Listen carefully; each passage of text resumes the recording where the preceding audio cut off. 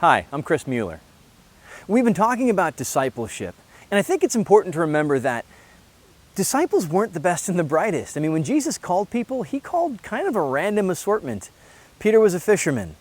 Matthew was a tax collector. Nathaniel just kind of happened to be there. I mean, he didn't go out looking for the guys who had the degrees. He picked kind of anybody, and he knew who he was calling, but they weren't qualified.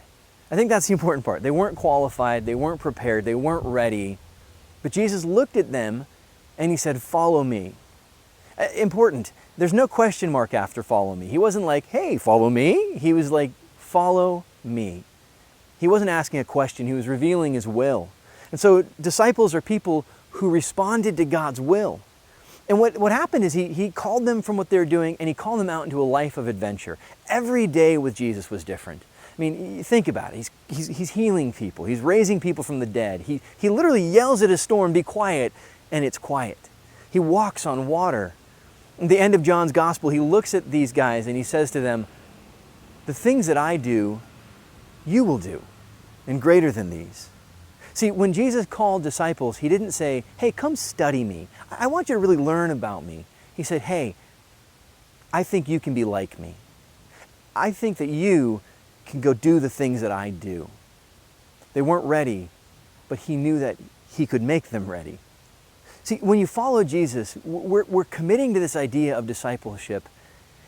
Discipleship has the same root as the word discipline. So what you're saying is, I'm committing not just to follow you, Jesus, but to take on your discipline. I'm committing to take on your way of life.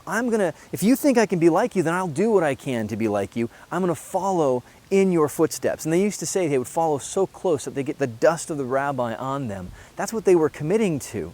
Your life, if you follow Jesus, will be different. What you read will be different. The people you hang out with will be different. What you do on Friday night will be different. The things that you do on dates or don't do on dates will be different because you've taken on his discipline.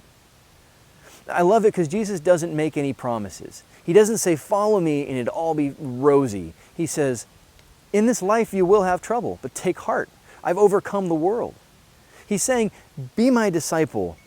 It's not all going to be perfect, but you'll have peace because I've overcome the world." Before he leaves, he ascends into heaven. He tells them, "Go back to Jerusalem and pray for the gift of the Father, the Holy Spirit." They go do that and the Spirit comes. And so these disciples, they're not left on their own. Being a disciple of Jesus doesn't mean you have to work really hard to be like Jesus. It means you have to take on his way of life and then come into relationship with him through his Spirit. And through that discipline of following him, he'll make you like him. He'll give you peace. Chris Stefanick said this earlier in the series, 2/3 of God's name is go. If you're a disciple, Jesus said, "I think you can be like me," but not just to be like him, to go out to bring him to the world. Christian means a little Christ. If we're disciples of Jesus, we go out to the world not to proclaim ourselves, but that the world would know Christ through us. He's making us like him. So now it's time to go.